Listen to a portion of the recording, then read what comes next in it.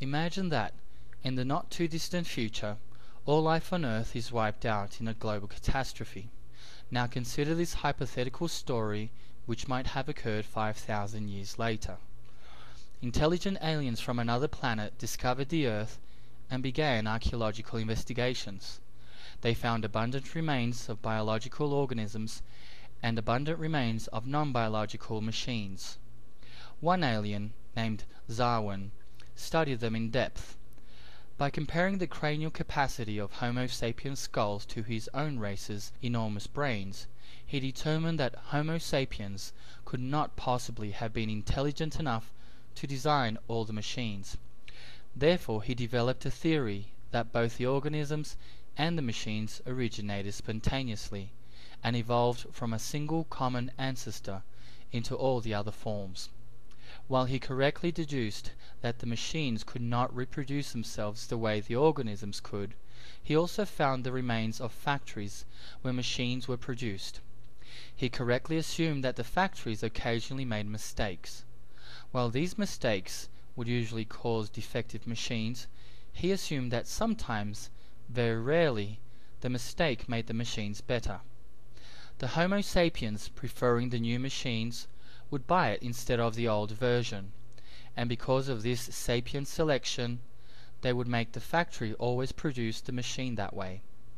These small changes accumulated over millions of Earth years to create the stunning variety of machines found embedded in the crust of the Earth. This seemed plausible at first, when an Earth computer was thought to be just a beige box with some plugs in the back.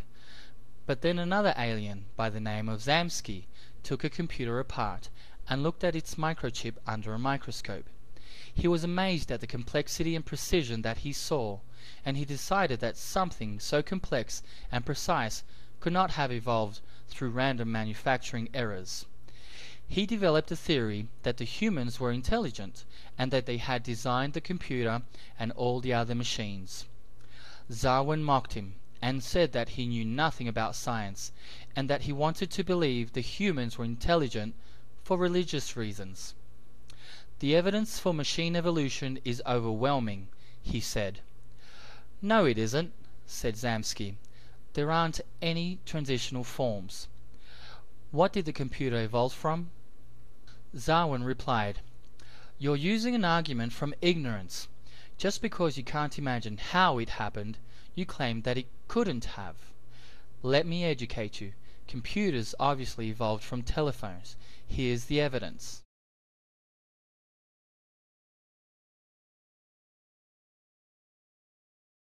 Primitive telephones were quite simple, consisting of little more than an audio input-output assembly and a dialing mechanism. Surely it isn't so hard to believe that this evolved from a speaker, a microphone, and a wheel. Next, a storage device happened to become attached to a telephone. The humans liked this very much because it allowed them to leave messages for each other that they could listen to later. Sapient selection obviously would have favored this manufacturing error, so it quickly became the standard. Then, over a long period of many manufacturing errors, the dialing mechanism and the storage facility became smaller, and eventually migrated into the audio input-output assembly. In the model you see here, much of the bulk of the phone is now vestigial, since all the important parts have moved into the handset, and as we'll soon see, this vestigial bulk soon disappeared completely. But before we move on, this model demonstrates one of the key transitions, caught in the very act of evolving from telephone to computer. Notice the small object that has become attached between the speaker and the dialing assembly. A liquid crystal display. It has just recently evolved, and so it is still quite small and primitive, with only 100 or so elements. Though it is not capable of displaying very much information as compared to highly evolved computer screens, it was still a huge improvement over telephones that had audio output only, so it was very strongly favored by sapient selection. Here is one of the earliest models in which the vestigial bulk, where the dialing assembly used to be, has disappeared completely. Its liquid crystal display is a little larger and more complex, allowing it to show a little more information. It also has the rudiments of information processing, allowing it to store and retrieve numbers. Over another long period of time, the information processor and the liquid crystal display became more and more complex and powerful. As they did so, humans started to use telephones more and more for information processing rather than communication. As they did so, the original audio input and output devices became vestigial and got smaller and smaller. Here you can see that the speaker is uselessly small and the microphone is so small that it cannot even be seen in this picture. And now the piece de resistance, the archaeopteryx of computer evolution, the best transitional form of all, the recently discovered iPhone. The screen has become so much larger, the information processing capabilities nearly equal to that of primitive computers. The speaker is smaller than ever, the microphone nearly undetectable, and the vestigial dialing apparatus has been reduced to one button.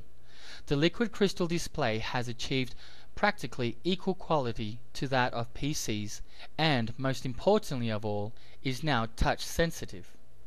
From here, it is a small, easy step to a tablet PC, the oldest and most primitive ancestor of all other Earth computers.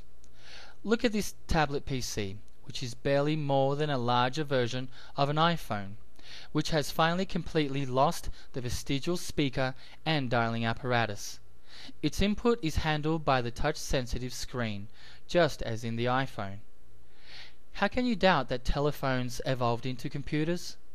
How many transitional forms must I show you? The evidence is overwhelming.